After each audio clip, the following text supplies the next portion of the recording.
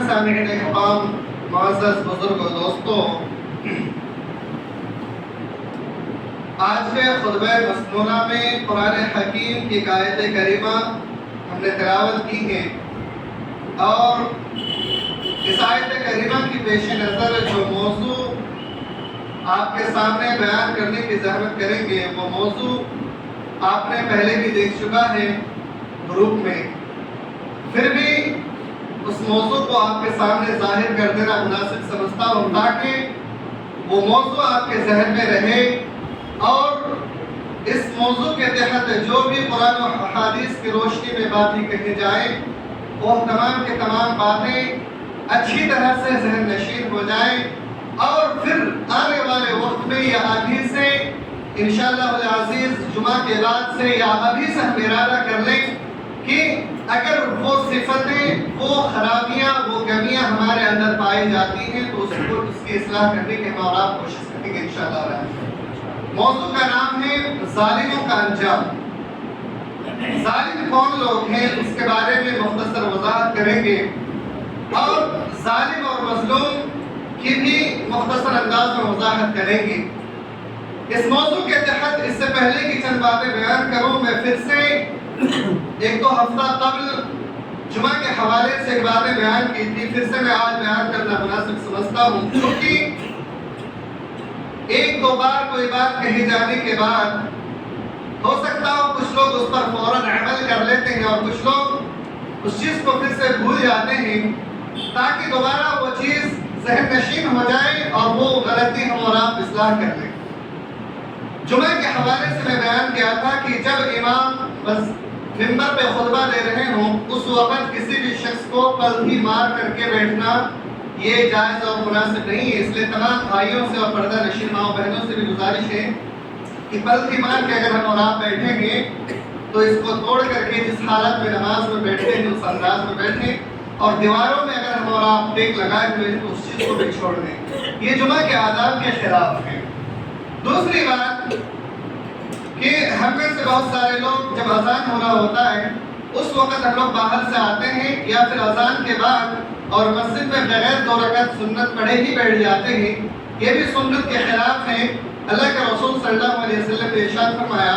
کہ جب کبھی بھی مسجد میں تم داخل ہو تو 2 رکعت نماز پڑھ کے ہی بیٹھا کرو، اگرچہ امام ممبر پہ خطبہ دے رہے ہیں۔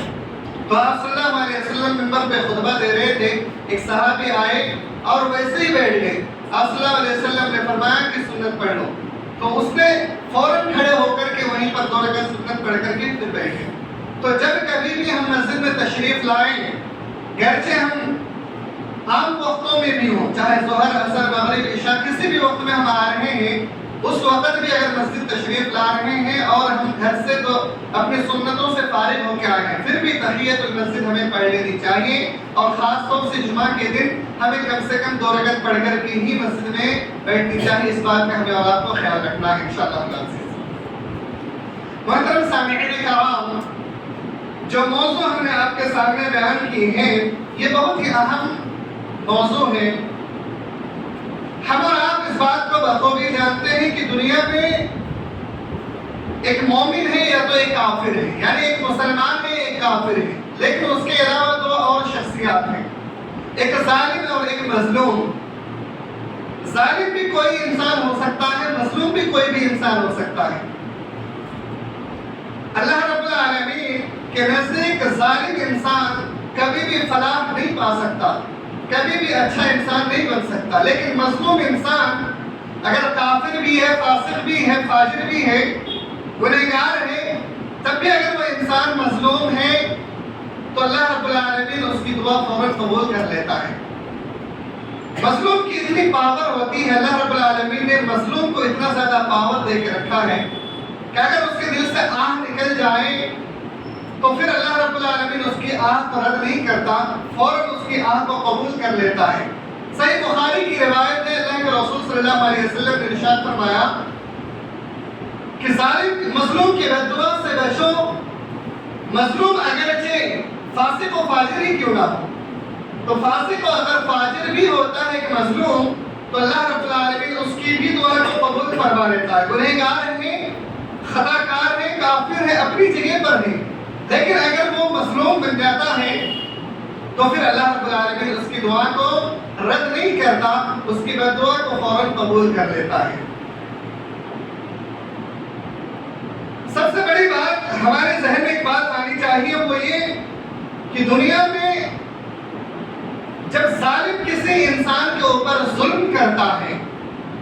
جب ظالم کسی انسان کے اوپر حد سے زیادہ تجاوز کر جاتا ہے، تو اللہ رب العالمین آخر اس کو ڈھیل کیوں دیتا ہے، چھوڑ کیوں دیتا ہے، اس کی فوراً پکڑ کیوں نہیں ہوتی ہے؟ قرآن کریم کے اندر اور احادیث مبارکہ میں اس کی کئی ساری وجوہات بیان کی ہیں، جن میں سے چند آپ کے سامنے بیان کریں گے انشاءاللہ، کہ اللہ رب العالمین ظالموں کو فوراً کیوں نہیں پکڑتا اور اس کی پکڑ فوراً کیوں نہیں ہوتی ہے، کیوں اس کو ڈھیل دے دیتا ہے؟ سب سے پہلی وجوہات کہ اللہ رب العالمین ظالموں کو اس لیے ڈھیل دیتا ہے تاکہ اللہ تعالیٰ اپنے بندوں کے لیے اپنے حلم اور صبر کا اظہار کرے۔ یعنی بندہ اگر مظلوم بھی ہے، سہ رہا ہے، تو آیا وہ صبر کرتا ہے یا نہیں؟ آیا وہ اللہ رب العالمین کی جو حلم ہے، اللہ رب العالمین کی جو سخاوت ہے اس انسان کے ساتھ، کیا اس پر وہ بھروسہ کرتا ہے یا نہیں، اعتماد کرتا ہے یا نہیں؟ اللہ رب العالمین نے قرآن حکیم کے اندر ارشاد فرمایا، ان الذين فتنوا المؤمنين والمؤمنات ثم لم يتوبوا۔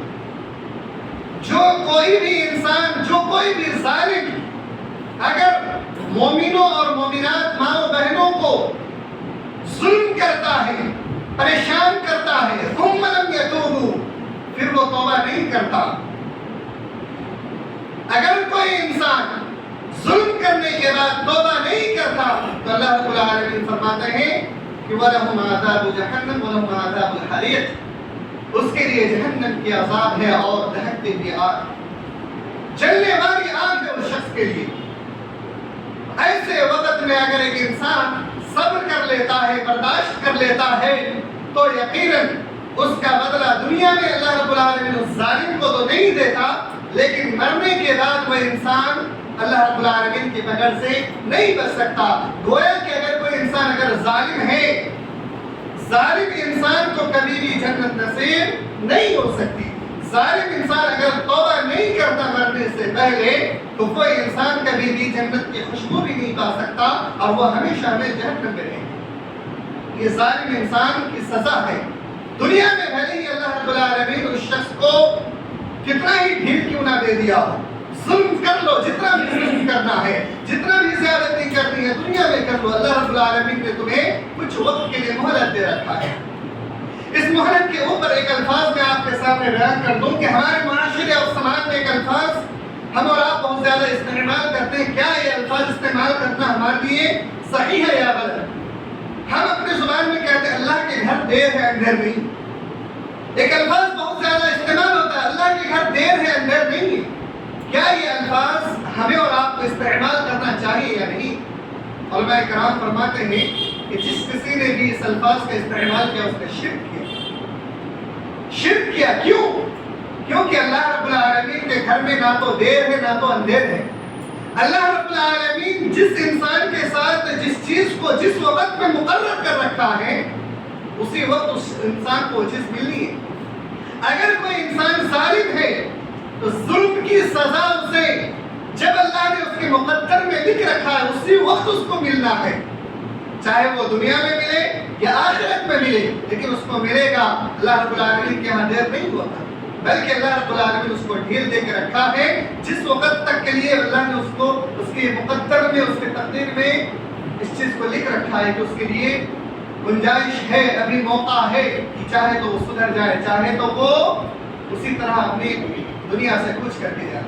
اس لیے میرے بھائیوں، یہ الفاظ اگر ہم اور آپ استعمال کرتے ہیں اللہ کے گھر دیر ہے اندھیر نہیں، تو اس سے پرہیز کریں، بچنے کی کوشش کریں، کیونکہ اللہ کے گھر میں دیر اندھیر والا کوئی مسئلہ نہیں ہے۔ جس انسان کے ساتھ جو چیز جس وقت میں اللہ نے لکھ رکھا ہے وہ چیز اسی وقت ملنی ہے۔ چونکہ اگر ایک ظالم کے لیے ہم یہ الفاظ استعمال کریں گے تو ایک انسان جو کبھی مدد کے متلاشی ہوتا ہے، ایک انسان کو اللہ رب العالمین کی سخت حاجت ہوتی ہے، ضرورت ہوتی ہے، بہت زیادہ پریشان حال ہوتا ہے، وہ اللہ سے دعا کرتا ہے لیکن اس کو لگتا ہے میری دعا قبول نہیں ہوئی ہے، کیونکہ क्योंकि फौरन उस चीज को उसे हासिल नहीं होता। लेकिन अल्लाह रब्बुल आलमीन फरमाता है कि उसके बदले में मुमकिन है आने वाले वक्तों में तुम्हें उससे बेहतरीन चीज मिल जाए। मुमकिन है जिस चीज की तुमने दुआ की उससे बेहतरीन चीज तुम्हें मिल जाए, दुनिया में मिले या आखिरत में मिले, मुमकिन है मिल जाएगा। लेकिन इसका ये मतलब नहीं होता कि अल्लाह ने तुम्हारी दुआ कबूल नहीं की। फौरन हमें मिल जाना ये शर्फ कबूलियत की बात नहीं है। असल बात ये है कि अल्लाह रब्बुल आलमीन से आपने मांगा और आपने सब्र किया, और उस सब्र का नतीजा अल्लाह ने जब आपके मुकद्दर में लिख रखा है, उससे बेहतर या उससे और आला अगर लिख के रखा है, तो वो चीज़ आपको अपने आने वाले वक्त में ही मिलेगा। इसलिए उसी वक्त का इंतजार करो, सब्र करो मेरे भाइयों। तो जालिम इंसान अगर तौबा नहीं करता है, तो ऐसे इंसान के लिए अल्लाह रब्बुल आलमीन ने जहन्नम की ईंधन को तैयार कर रखा है, वो जहन्नम की ईंधन में जलेंगे। ये पहली वजूहात है। और दूसरी वजह कि अहले हक की आजमाइश करें, जो हक परस्त हैं, जो हक पर चलने की कोशिश करते हैं, अल्लाह रब्बुल आलमीन उस जालिम के जरिए से मुमकिन है कि अल्लाह रब्बुल आलमीन उस हक परस्त इंसान की आजमाइश करे। अल्लाह रब्बुल आलमीन ने इरशाद फरमाया, वलनब्लुवन्नकुम हत्ता नअलमल मुजाहिदीन मिनकुम वस्साबिरीन वनब्लुव अखबारकुम। अल्लाह रब्बुल आलमीन तुम्हें आजमाइशों में मुब्तला करता है, हत्ता नअलमल मुजाहिदीन मिनकुम वस्साबिरीन, ताकि अल्लाह रब्बुल आलमीन देख ले कि तुम में से कौन जिहाद करने वाला है, कौन सब्र करने वाला है। वनब्लुव अखबारकुम, और तुम्हारे बारे में अल्लाह रब्बुल आलमीन जान ले, परख ले कि तुम क्या वाकई अल्लाह रब्बुल आलमीन के आजमाइश पर सब्र करते हो या नहीं, अल्लाह रब्बुल आलमीन के राह में तुम निकलते हो या नहीं, जिहाद करते हो या नहीं। मेरे भाइयों, आज के इस दौर में, बल्कि हर दौर में मुसलमानों की जिहाद की सख्त जरूरत रही है।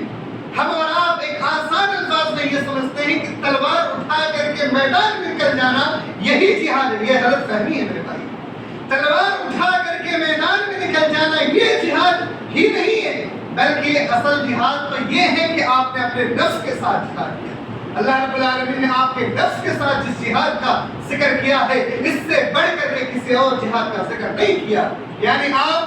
अपने नफ्स अम्मारा के साथ लड़े, झगड़े, और आप अपने आप को कंट्रोल करें कि आपका नफ्स आपको बुराई पर आमादा करता, आपका नफ्स अल्लाह रब्बुल आलमीन की इताअत के खिलाफ फरमाता है, लेकिन आपने उसके साथ जिहाद किया और आपने अल्लाह की इताअत की और आपने अल्लाह रब्बुल आलमीन के बताए हुए रास्ते पर चलने की कोशिश की। ये असल जिहाद है मेरे भाइयों। जिहाद का मफ़हूम सही समझना भी जरूरी है। तो आप में से जिस इंसान को या हम में से जिस इंसान को भी अल्लाह रब्बुल आलमीन आजमाता है,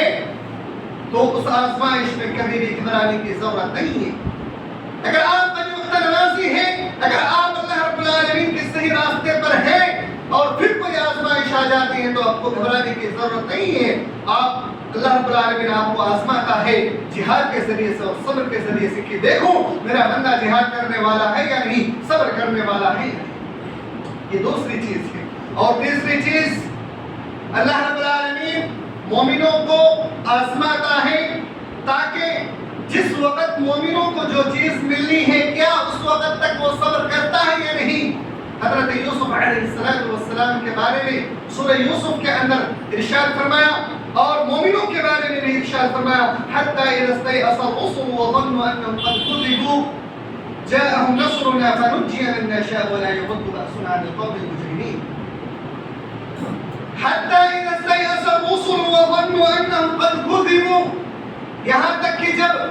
रसूलों ने ये गुमान कर लिया या मोमिनों ये गुमान कर लिया कि वो ظنوا अन्नहुम क़द कुज़िबू, कि उन्हें वो झुठला दिए जाएंगे, यानी उन मोमिनों को, उन रसूलों को झुठला दिए जाएंगे, तो अल्लाह रब्बुल आलमीन की मदद आ जाती है। जब इंसान की उम्मीद खत्म हो जाती है, जब इंसान का तवक्को खत्म हो जाता है कि शायद अब मेरे ऊपर अल्लाह की कोई मदद नहीं आ सकती, उस वक्त अल्लाह रब्बुल आलमीन मोमिनों की मदद फरमाता है। इसलिए सही वक्त का इंतजार करें, सब्र करें, उस वक्त तक सब्र करें जब तक कि अल्लाह रब्बुल आलमीन की मदद नहीं आ जाती है, उस वक्त तक सब्र करने की जरूरत है। और उसके बाद चौथी चीज, जब एक इंसान के ऊपर, एक मोमिन के ऊपर जब कभी भी कोई मुसीबत आती है, कोई इंसान जब जुल्म करता है, कोई जालिम जब जालिमाना हरकत करता है, तो उसकी वजह से मोमिनों की दर्जात को बुलंद किया जाता है, मोमिनों की बख्शिश की जाती है। सही बुखारी की रिवायत है, अल्लाह के रसूल सल्लल्लाहु अलैहि वसल्लम ने इरशाद फरमाया, मा युसीबुल मुस्लिमु मिन नसबिन वला हमिन वला हुस्निन वला अनउमिन। अल्लाह के रसूल सल्लल्लाहु अलैहि वसल्लम ने इरशाद फरमाया कि मोमिनों के ऊपर जब कभी भी कोई मुसीबत पहुंचती है, हत्ता कि एक कांटा भी अगर उसको चुभता है या उससे बढ़ करके कोई जब तकलीफ होती है, तो अल्लाह रब्बुल आलमीन उसके जरिए से उसके गुनाहों को मिटा देता है, उसके खताओं को मिटा देता है और अल्लाह रब्बुल आलमीन उसके जरिए से उसके दर्जात को बुलंद करता है। तो एक कांटा चुभना या उससे बढ़ करके कोई और मुसीबतों में आजमाइश में मुब्तला होना, अल्लाह रब्बुल आलमीन दोनों के जरिए से एक मोमिन की आजमाइश करता है और फिर उससे दर्जात को बुलंद करता है। मेरे भाइयों, आपको जब कभी भी कोई तकलीफ पहुंचती है, आप मोमिन हैं, तो आप ये गुमान कर ले कि अल्लाह रब्बुल आलमीन इसके जरिए से मुमकिन है कि मेरा साबिक़ा गुनाह को खत्म करने की कोशिश करता है। अल्लाह रब्बुल आलमीन मुमकिन है आपके दर्जात को बुलंद कर रहा होता है, लेकिन आपको उसके बारे में इल्म नहीं है। इसलिए जब कभी भी कोई तकलीफ पहुंचे फौरन आप अल्लाह रब्बुल आलमीन पर तवक्कुल करें, भरोसा करें और अल्लाह रब्बुल आलमीन की तरफ अपनी हाजत को रख दिया करें, जरूरत को रख दिया करें। इसी तरीके से अल्लाह रब्बुल आलमीन इंसानों को 3 ऐसी चीजें हैं जिसके जरिए से आजमाइश में मुब्तला करता है, और वो तीनों आजमाइशें हर इंसान के साथ होती हैं। वो 3 चीजें क्या हैं? अल्लाह के रसूल सल्लल्लाहु अलैहि वसल्लम इरशाद फरमाते हैं कि 3 ऐसी चीजें हैं जिसके जरिए से इंसान को अल्लाह रब्बुल आलमीन आजमाता है, और वो तीनों चीजें घर के अंदर होती हैं। पहली चीज इंसान की खुद की जान। कभी कभी इंसान को बड़ी बड़ी बीमारियों का सामना करना पड़ता है, कभी कभी इंसानों को बड़े हादसात का सामना करना पड़ता है, उससे उसके खुद की जिस्म को, उसके जान को तकलीफ होती है, लेकिन वो सब्र करता है। दूसरी चीज उसके माल के जरिए से अल्लाह रब्बुल आलमीन उसे आजमाता है। कभी अल्लाह रब्बुल आलमीन करोड़पति बना देता है, लखपति बना देता है, लेकिन कभी अल्लाह रब्बुल आलमीन उन्हीं पैसों को किसी बिजनेस में लॉस करके या किसी और चीज में खत्म करके अल्लाह रब्बुल आलमीन आजमाता है कि मेरा बंदा सब्र करता है या नहीं, कि मैं ही हूँ उसको करोड़पति बनाने वाला, और मैंने जब उससे उस माल को ले लिया तो आया वो सब्र करता है या नहीं, कि अल्लाह रब्बुल आलमीन ने ही मुझे पहली दफा दिया था, दोबारा भी अल्लाह रब्बुल आलमीन अता करने वाला है। और तीसरी चीज उसकी औलाद। औलाद इंसान की सबसे बड़ी आजमाइश है मेरे भाइयों। औलाद की अगर सही तरबियत करते हैं तो दुनिया में भी कामयाबी, आखिरत में भी कामयाबी। अगर औलाद की सही तरबियत नहीं करते हैं तो दुनिया में भी आजमाइश में मुब्तला और आखिरत में भी हलाकत और बर्बादी। औलाद बड़ी खतरनाक चीज है। अल्लाह रब्बुल आलमीन ने औलाद के बारे में फरमाया, औलाद जहां आंखों की ठंडक है, औलाद जहां आपके लिए बुढ़ापे का सहारा है, औलाद जहां पर आपके लिए रहमत है, वहीं पर एक औलाद आपके लिए सहमत भी है, एक औलाद आपके लिए फितना और आजमाइश भी है। औलाद आपके लिए फितना और आजमाइश कब बनेगी? औलाद आपके लिए फितना और आजमाइश उस वक्त बनेगी जब आपने उसको कुरान और सुन्नत का रास्ता नहीं दिखलाया होगा, जब आपने उसको बचपने से सही तरबियत नहीं की होगी, जब आपने उसको बड़ों का एहतराम करना नहीं सिखाया होगा, जब आपने उसको माँ बाप और रिश्तेदारों का एहतराम करना नहीं सिखाया होगा, तो वही औलाद आगे चल करके आपके लिए आजमाइश बन जाएंगे, और वही औलाद आपको कल होकर के बाप पुकारने से भी इनकार कर देंगे, माँ पुकारने से भी इनकार कर देंगे, और वही औलाद माँ बाप की बातों को ठुकरा करके अपनी मनमानी बात करेंगे। माँ बाप बिस्तरों में पड़े हुए हैं लेकिन औलाद को कोई फिक्र नहीं है, माँ बाप मरज़ुल मौत में मुब्तला है लेकिन औलाद को कोई फिक्र नहीं होती, क्योंकि आपने बचपने में उस औलाद की सही तरबियत की। मेरे भाइयों, आज के दौर में हम और आप अपने औलाद की एक तरबियत कर रहे हैं, लेकिन दूसरी तरफ उसको बहुत ज्यादा बिगाड़ रहे हैं। क्या है? एक तरबियत ये कि हमने दुनिया की तालीम देने में लाखों रुपयों को खर्च कर दिया, यानी दुनिया में वो डॉक्टर, इंजीनियर, बड़ा से बड़ा ओहदा हासिल कर ले, लेकिन हमने उसको कभी ये नहीं सिखाया कि बेटा अगर कभी किसी हाजतमंद को किसी चीज की जरूरत हो जाए तो उसको उसकी हाजत को भी पूरी कर देगा। यानी कभी अगर मैं बीमार पड़ गई या मैं बीमार पड़ गया तो मेरे लिए तुम दुआएं मग़फ़िरत करना, मेरे लिए दुआएं करना, मेरे लिए तुम अल्लाह रब्बुल आलमीन से ये सिफारिश करना कि मेरे माँ बाप को तू सही सलामत रख, या फिर मेरी मदद करना। ये हम अपने औलादों को नहीं सिखाते मेरे भाई। औलाद नौजवान हो चुके लेकिन माँ बाप का परवाह नहीं करते। तो यही औलाद जो दुनिया में आपकी खिदमत नहीं करता, आपकी बाहयाती में, आपकी जिंदगी में जब आपकी मदद नहीं करता, آپ کا ساتھ نہیں دیتی یہ اولاد، تو بھلا بتائیے کہ یہی اولاد مرنے کے بعد آپ کا ساتھ کیسے دے سکتی ہے، آپ کے لیے دعائیں مغفرت کیسے کر سکتی ہے؟ یہی اولاد جس کے بارے میں اللہ نے فرمایا کہ جب انسان انتقال کر جائے تو اولاد اپنے ماں باپ کے لیے دعا کرتے ہیں رب ارحمہما کما ربیانی صغیرا۔ تو جب آپ نے اس کو صحیح دعائیں سکھائی ہی نہیں، جب آپ نے اس کو صحیح تربیت کیا ہی نہیں، تو آپ کے لیے وہ یہ دعا کیسے کریں گے، اور آپ کے مرنے کے بعد آپ کے لیے مغفرت کی دعا کیسے کریں گے؟ اور یہ اولاد تو قیامت کے روز آپ کے لیے رحمت کا باعث کیسے بنے؟ میرے بھائیوں، اس لیے اگر اللہ نے اولاد سے نوازا ہے تو آپ اس کی صحیح تربیت کریں، اور اگر اللہ نے آپ کو اولاد سے نہیں بھی نوازا ہے تو آپ اللہ رب العالمین کے ہاں صبر کریں اور اللہ رب العالمین سے دعا کریں کہ اللہ اس سے بہتر چیز مجھے عطا کرے، کیونکہ اللہ رب العالمین ہر چیز عطا کرنے والا ہے، اللہ رب العالمین کے ہاں کسی چیز کی کمی نہیں ہے۔ میرے بھائیوں، اسی طریقے سے ایک انسان، ایک مومن کے اوپر جب ظلم ہوتا ہے تو اس کے اندر جنت کا شوق بڑھ جاتا ہے، لیکن ایک فاجر انسان کے ساتھ جب ظلم ہوتا ہے تو اس کے ساتھ جنت کا شوق نہیں بڑھتا، وہ لوگوں کے سامنے در بدر بھٹکنے کی کوشش کرتا ہے، وہ لوگوں کے سامنے اپنی حاجتیں رکھتا ہے کہ مجھے فلاں انسان نے مارا ہے، مجھے فلاں انسان نے مجھ پر ظلم کیا ہے، فلاں انسان نے میرے اوپر بہت زیادہ زیادتی کی ہے، وہ لوگوں کے سامنے در بدر بھٹکتا رہتا ہے۔ لیکن ایک انسان اگر اللہ رب العالمین کی عبادت بھی کرتا ہے، اللہ پر بھروسہ بھی کرتا ہے، اور اگر کوئی آزمائش ہوتی ہے تو جنت کا اس کا شوق بڑھ جاتا ہے۔ صحیح مسلم کی ایک روایت ہے، حضرت انس بن مالک رضی اللہ تعالی عنہ بیان فرماتے ہیں کہ قیامت کے روز دو ایسے شخص کو لایا جائے گا، دو ایسے شخص کو لایا جائے گا جس میں سے ایک شخص دنیا میں بڑی عیش و عشرت کی ہوں گی اور پھر اس کی مقدر جہنم ہوگی، اور ایک ایسے شخص کو لایا جائے گا جس نے دنیا میں بہت زیادہ ظلم کو سہا ہوگا، بہت زیادہ تکلیفوں کو سہا ہوگا، اور اس کی مقدر جنت ہوں گی، اور ان دونوں کو اللہ رب العالمین سوال کرے گا، اور سوال کرنے سے پہلے جس نے دنیا میں عیش و عشرت کی تھی اس کے سامنے جہنم کو رکھے گا، اور جس نے دنیا میں ظلم و ستم کو سہا تھا، برداشت کیا تھا، صبر کیا تھا، اس کے سامنے جنت کو رکھا جائے گا اور کہا جائے گا اے میرے بندے، کیا تم نے کبھی دنیا میں کوئی بھلائی یا خیر کی چیز دیکھی تھی؟ جو جہنمی شخص ہوگا وہ کہے گا یا اللہ میں نے دنیا میں کبھی عیش و عشرت کیا چیز میں نے دیکھی ہی نہیں تھی، مجھے پتہ ہی نہیں ہے، جبکہ دنیا میں پوری زندگی اس نے عیش و عشرت میں گزاری ہوگی، پوری زندگی اس نے آسانی اور سکون کے ساتھ گزارا ہوگا، جس میں کوئی تکلیف نہیں ہوئی ہوگی، اس کے باوجود بھی وہ انسان صرف ابھی جہنم کو دیکھا ہی ہوگا تو وہ کہے گا یا اللہ میں نے کبھی دنیا میں عیش و عشرت کو پایا ہی نہیں۔ وہیں پر دوسرا انسان جو دنیا میں ظلم و ستم کو سہا ہوگا، جنت کے سامنے جب اس کو رکھا جائے گا تو اور اس سے پوچھا جائے گا اے میرے بندے تو نے دنیا میں کبھی کوئی تکلیف سہی تھی، کوئی پریشانیاں ہوئی تھی، کسی نے تجھ پر ظلم کیا تھا؟ وہ کہے گا اے اللہ مجھے دنیا میں کوئی ظلم و ستم ہوا ہی نہیں تھے، تیری ذات کی قسم میرے مولا مجھے دنیا میں کوئی پریشانی کبھی ہوئی ہی نہیں تھی۔ اس لیے میرے بھائیوں، دنیا کی تکلیف بہت آسان ہے، دنیا کا ظلم بہت آسان ہے، دنیا کے ستم، دنیا کی پریشانیاں بہت ہی معمولی سا ہے، لیکن آخرت کا جو عذاب ہے، آخرت کا جو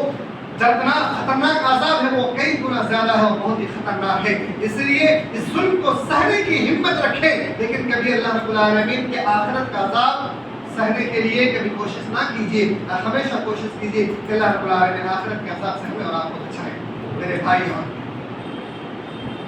ظالم کون لوگ ہیں؟ اس سلسلے میں مختصر دو تین باتیں بیان کرنے کی کوشش کروں گا کہ اب ظالم کون لوگ ہیں؟ ظالم تو وہ ہیں جسے اللہ رب العالمین نے کہا کہ ظالم وہ لوگ ہیں جو اللہ رب العالمین کا کبھی پسندیدہ بندہ ہو ہی نہیں سکتا، واللہ لا يحب الظالمین۔ اللہ نے فرمایا کہ ظالموں کو اللہ کبھی پسند نہیں فرماتا۔ ظالم وہ شخص ہے جو ملعون ہے، جس پر لعنت کی گئی ہے۔ اللہ رب العالمین نے ارشاد فرمایا الا لعنت اللہ علی الظالمین، ظالموں پر اللہ رب العالمین کی لعنت ہے، جو دنیا میں بھی لعنت اور آخرت میں بھی لعنت۔ اور ظالم وہ انسان ہے جسے کبھی ہدایت بھی نہیں ملتی ہے، ظالم انسان کو ہدایت بھی نہیں ملتی ہے، لیکن جو انسان ظالم نہیں ہوتا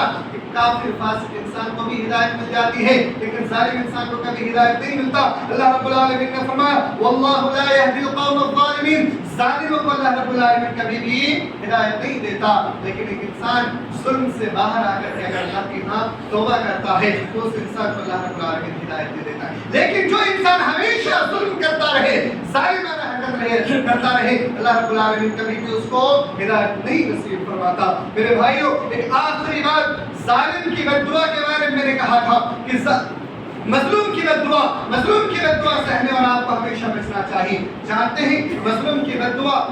بہت ہی خطرناک ہوتی ہے. اس سلسلے میں ایک امام حضرت ایک صحابی رسول جب ایک امام بنا کر کے گئے اور پھر اس نے اپنی زبان سے آہ نکالی اور بد دعا نکالی تو کتنا خطرناک اس کا اثر ہوا. میرے بھائیوں، ایک عام انسان جب مظلوم بنتا ہے اس کی بھی آہ کو اللہ رب العالمین پکارتا ہے، لیکن جب ایک امام ایک حاکم اگر مظلوم بن جاتا ہے اس کو لوگ الزام لگا کر کے پریشان کرنا شروع کر دیتے ہیں تو ایسے انسان کی بھی آہ بڑی خطرناک ہوتی ہے. میرے بھائیوں، صحیح بخاری کی روایت سن لیجئے. حضرت سعد بن ابی وقاص رضی اللہ تعالی عنہ، سعد بن ابی وقاص رضی اللہ تعالی عنہ حضرت عمر فاروق رضی اللہ تعالی عنہ کے دور میں کوفہ کے حاکم بنائے گئے، یعنی مسجد کے امام بنائے گئے. مسجد کے امام بنائے گئے، صحیح طریقے پر اللہ کے رسول صلی اللہ علیہ وسلم کے طریقے پر وہ نماز پڑھاتے تھے، دین پر چلنے کی پوری کوشش کرتے تھے. لیکن بعد میں کچھ لوگوں نے شکایتیں کی حضرت سعد بن ابی وقاص رضی اللہ تعالی عنہ کے بارے میں. کہا کہ حضرت سعد رضی اللہ تعالی عنہ یہ اب اللہ کے رسول صلی اللہ علیہ وسلم کے طریقے سے نماز نہیں پڑھاتے ہیں، اس طریقے سے وہ نماز نہیں پڑھا رہے ہیں. حضرت عمر رضی اللہ تعالی عنہ نے حضرت سعد کو کوفہ کے حاکم سے ہٹا کر کے دوسرے ایک صحابی کو وہاں پر بھیج دیے اور پھر حضرت سعد رضی اللہ تعالی عنہ سے پوچھا کہ کیا واقعی یہ بات سچ ہے؟ سعد رضی اللہ تعالی عنہ نے کہا کہ نہیں، اللہ کی قسم میں تو ہمیشہ اللہ کے رسول صلی اللہ علیہ وسلم کے طریقے سے ہی نماز پڑھاتا تھا، اللہ کے رسول صلی اللہ علیہ وسلم کے طریقے سے ہی نماز پڑھاتا تھا. عشاء کی نماز ہمیشہ میں پہلی 2 رکعت میں لمبی قرات کرتا تھا اور بعد والی 2 رکعت میں تھوڑا مختصر قرات کیا کرتا تھا. اس کے بعد حضرت عمر رضی اللہ تعالی عنہ نے کہا کہ مجھے آپ سے ہی امید تھی. پھر حضرت عمر رضی اللہ تعالی عنہ نے چند لوگوں کو حضرت سعد کے ساتھ بھیجا کہ جا کر کے پتہ لگاؤ کہ وہاں والے سچے ہیں، یہ سعد رضی اللہ تعالی عنہ سچے ہیں، دونوں میں سے کون سچے؟ حضرت سعد کے ساتھ چند صحابہ کرام کو بھیجے اور وہ جا کر کے کوفہ کے ہر ایک مسجد میں جا کر کے پتہ لگائے کہ آیا سعد رضی اللہ تعالی عنہ کیسے انسان تھے. تمام کے تمام لوگوں نے گواہی دی کہ سعد رضی اللہ تعالی عنہ ایک اچھے انسان تھے اور اللہ کے رسول صلی اللہ علیہ وسلم کے اطاعت کے مطابق اطاعت و فرما برداری کے مطابق زندگی گزار بسر کرنے والے تھے، عدل و انصاف کے پابند تھے. لیکن اس میں سے جب ایک مسجد بنی عبس مسجد میں جب پہنچے وہاں پر ایک شخص، ایک بوڑھا شخص، اس نے حضرت سعد رضی اللہ تعالی عنہ کے بارے میں کہا کہ سعد رضی اللہ تعالی عنہ ایک ایسے شخص تھے جس نے کبھی بھی خود جہاد میں شامل ہو کر کے جہاد نہیں کیا، جہاد میں خود کو شامل نہیں کیا اور اس نے کبھی بھی فیصلہ کرتے وقت میں عدل و انصاف کا معاملہ اختیار نہیں کیا اور اس نے کبھی بھی لوگوں کے ساتھ مال غنیمت کو یا دیگر چیزوں کو تقسیم کرنے میں کبھی بھی عدل و انصاف کا معاملہ اختیار نہیں کیا، صحیح سے اس نے تقسیم نہیں کیا. یہ 3 باتیں اس نے کہہ دی. حضرت سعد رضی اللہ تعالی عنہ اللہ کے نیک ولی بندے تھے. اس نے فوراً کہا کہ انسان اگر تو اپنی بات پہ اڑا ہے اور تو لوگوں کے سامنے اپنی باتوں کو منوانا چاہتا ہے یا پھر تو نے اپنی باتوں کو لوگوں کے سامنے ظاہر کر کے بڑپن ظاہر کرنا چاہتا ہے تو میں اللہ سے تیرے لیے 3 دعائیں کرتا ہوں. میں اللہ رب العالمین سے تیرے لیے صرف 3 دعائیں کرتا ہوں. حضرت سعد بن ابی وقاص رضی اللہ تعالیٰ عنہ نے اس شخص کے لیے 3 دعائیں کی. جانتے ہیں وہ کون سی دعائیں تھی؟ سب سے پہلی دعا کہ اللہ یہ انسان جھوٹا ہے اور اگر اس انسان نے جھوٹ بات کہی ہے کہ اللہ اس کی عمر کو بڑھا دے. ایک انسان کی عمر کو بڑھانے کی دعائیں کی جا رہی ہے کہ اللہ تو اس انسان کی عمر کو بڑھا دینا. دوسری دعا کہ اللہ اس انسان کو تو محتاج بنا دے، لوگوں کے سامنے ہاتھوں کو پھیلاتا رہے، یہ محتاج ہو جائے، اللہ تو اس کو محتاج بنا دینا. اور تیسری دعا کہ اللہ تو اس انسان کو دنیا میں ہی حقیر کر دینا، یعنی لوگوں کے سامنے بدنام ہو کر کے اس دنیا سے یہ تیسری دعا ہے، حقیر بنا دینا لوگوں کے سامنے۔ یہ انسان اس طریقے سے 3 دعا کے بدولت جب یہ وقت گزرا، بعد میں عبد الملک رحمہ اللہ فرماتے ہیں کہ میں نے اس انسان کو دیکھا کہ انسان عمر میں کافی زیادہ بوڑھا بھی ہو چکا تھا، اس کی آنکھوں کے بھو یہ سفید ہو چکے تھے، آنکھیں اندر جا چکا تھا، اور یہ انسان محتاج بھی ہو چکا تھا، لوگوں کے سامنے پیسوں کو مانگا پھرتا تھا اور اس کی کوئی عزت نہیں ہوتی تھی، اور یہ بڑھاپے کی عمر میں کافی وقت گزر گیا تھا، اس وقت لڑکیوں کو چھیڑا۔ میرے بھائیوں، ایک امام کو جب اس نے رسوا کیا، ذلیل کیا، جس نے قرآن و سنت کے مطابق زندگی گزارنے کی کوشش کی، لوگوں کو صحیح تربیت کرنے کی کوشش کی، اس امام کو ذلیل کر کے جب اس نے اپنے مسجد سے نکلوایا تو اس کا انجام کیا ہوا؟ یہی ہمارے معاشرے کی بھی حالت ہے میرے بھائیوں۔ کچھ لوگوں کو اپنے امام کو پسند آتا ہے، کچھ لوگوں کو نہیں آتا۔ جن لوگوں کو پسند نہیں آتا وہ اپنی مفاد کی وجہ سے اپنے اماموں کو اپنے مسجد سے نکلوانے کی بہانے تراشتے ہیں اور نکلوا دیتے ہیں۔ کچھ نہ کچھ بہانے چاہیے، وہ یہ نہیں سمجھتے کہ وہ امام بھی